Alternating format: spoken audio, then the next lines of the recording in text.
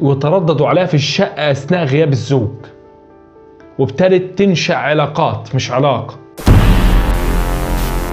ان انت بتروح الشغل مراتك في شباب بتتردد عليها، ابتدى يلاقي صور، محادثات، كلام قلة أدب، علاقة كاملة من خلال الواتساب بين الطرفين. بنتكم دي خاينة وفجرة وما تلزمنيش تاني. ما كان عليه غير انه جري على المطبخ، جاب السكينة وسدد لها طعن طين.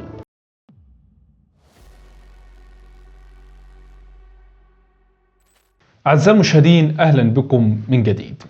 الإنسان لما بيغلط يقوم ربنا يستر عليه، يغلط مرة واثنين وثلاث، إنما لما بيتمادى في الذنب يقوم ربنا سبحانه وتعالى يكشف ستره عنه. ولما ربنا بيكشف ستره عن عبده بتنتهي المسألة. الخيانة الزوجية دايما آخرتها بتبقى سودة، لا إما بيحدث الطلاق والأولاد بتتشرد، لا إما زوج بيخش على زوجته وخلص عليها وعشقها، لا إما الناس بتتفضح وتشيل العار وسط الناس، وبعد ما تبقى ماشية رجبتها في السماء تحط عينيها في الأرض من نظرة الناس ليهم، والسبب شهواتهم لذات ورغبات. تعالوا بقى نشوف القضية دي اللي حصلت في محافظة الجيزة بالتحديد المنيب. ولكن قبل ما أعرض لحضراتكم التفاصيل، في البداية بدعوكم إلى الاشتراك في القناة وتفعيل زر الجرس ليصلكم الإشعار وقت إذاعة الحلقة. زوج وزوجة، الزوج عمره 27 سنة والزوجة عمرها 22 سنة، محافظة الجيزة بالتحديد المنيب. الاتنين واخدين بعض على قصة حب وربنا أنعم عليهم بطفل. احنا بنتكلم دلوقتي ان طالما البنت ساعة ما حد يتقدم لها اهلها يشروها يقولوا لها يا بنت فلان متقدم لك، توافقي ولا ما توافقيش، وخدت القرار تتحمل مسؤولية. يعني اهلك ما غصبوش عليك وقالوا لك لازم تاخدي ده، لا ده انت اللي اخترتيه، خلاص ارضي بيه. مش معنى ان انا اتجوزت فلقيت احسن من جوزي شكليا فخلاص بقى اخون جوزي وانشا معاه علاقه. الزوجه بقى بتاعت النهارده ده والبنت بتاعت النهارده دي نقدر نقول ما تربتش، وده مش كلامي على فكره ولا كلام الزوج، عشان ما اقولش ده الزوج في بينه وبينها خلافات وبتبلى عليها، لا ده كلام والده وكلام اهلها. انتوا متخيلين؟ البنت دي ما تربتش، اتجوزت، وبعد ما اتجوزت بكام شهر ابتدت ان هي تعرف شباب من خلال مواقع السوشيال ميديا، فيسبوك، تعمل حساب وترددوا عليها في الشقه اثناء غياب الزوج، وابتدت تنشا علاقات مش علاقه، جمع مع شاب واثنين وثلاثة، وكان كل همها المتعة والرغبات والشهوات والملذات. احنا بنقول الانسان بيغلط عادي، ده شيء طبيعي، احنا مش ملايك،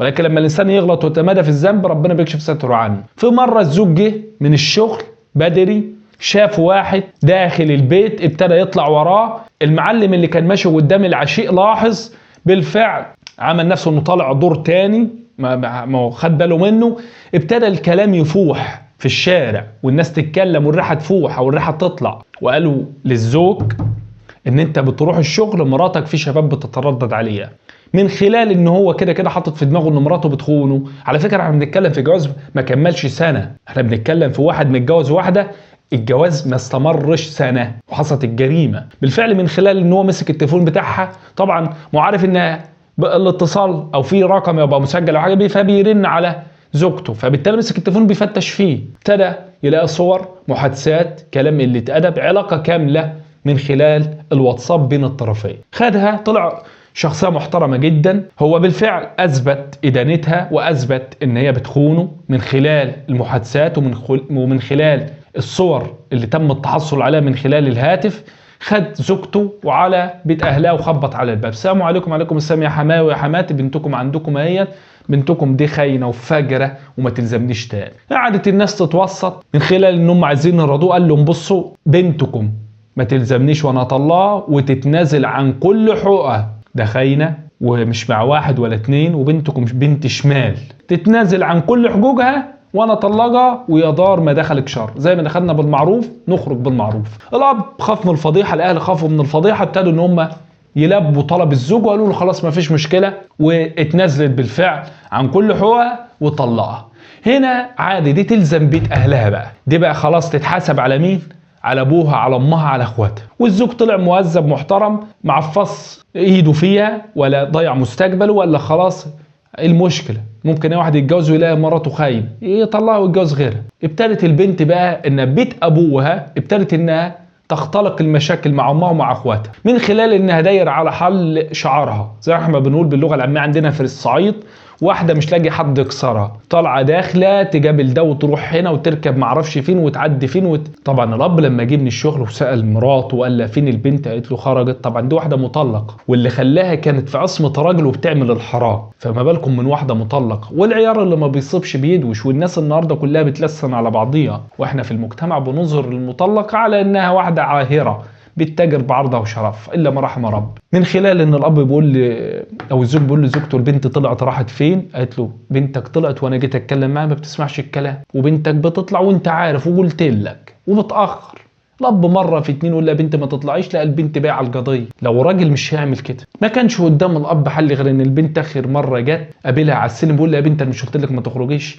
يا بنت انت شالتنا العار، يا بنت مش كفايه اللي انت عملتيه، الله يخرب بيتك وبت امك ابتدت البنت انها ترفع ايدها على ابوها. ما كان عليه غير انه جري على المطبخ جاب السكينه وسدد لها طعنتين. أشاء القدر ان الطعنتين يجوا في صدرها، وقعت ماتت في الحال. ابتدى الصوت يشتغل في المنطقه على ما خدوها وطلعوا يجروا بقى مستشفى. هي مات على فكره مش لنا ميت، طعنتين في الصدر. اتحرر محضر بالواقع وبالفعل تم ضبط الاب، والاب سلم السلاح المستخدم في الجريمه وقال بكل بساطه الرئيس المباحث انا اللي موتت بنتي ولا قتلتها. بنتي اتجوزت جوازها ما كملش سنه، خانت جوزها وكانت بتجيب شباب الشقه اثناء غياب زوجها، جت عندي بتخرج وبتطلع وبتتاخر وماشيه على حل شعارها ومحدش قادرها ومحدش كاسرها. ولما جيت اتكلم معاها بترفع ايدها عليا، مسكت السكينه من المطبخ وسددت لها او اديت لها طعنتين. انا كده مرتاح، غسلت عرضي وشرفي، وبنتي كانت دايما جايبه لنا العار ومش شايلانا الهم. الله يخرب بيت الخلفه واللي بيخلفوها. طبعا بالنسبه للاب امام جهات التحقيق بيتم التحقيق معاه. شفتوا البنت وصلت ابوها ان يعمل فيها ايه؟ شفتوا البنت اللي لسه ما كملتش 19 سنه عملت ايه؟ لذلك احنا دي نصيحتي بقى اللي انا بقولها. اي نعم الزوج على فكره هو اكتر واحد طلع كسبان، بس برضه زي ما دايما ما بقول اي شاب او فتاه مقبلين بالفعل على قضيه الزواج، ساعه ما نيجي نختار الزوج او الزوجه نختارهم بمقياس الدين، لان اللي عنده دين ما تخافش منه، انما اللي ما عندوش دين يتعمل له الف حساب. يا ريت نتعلم من قضيه النهارده. واخيرا الى اللقاء.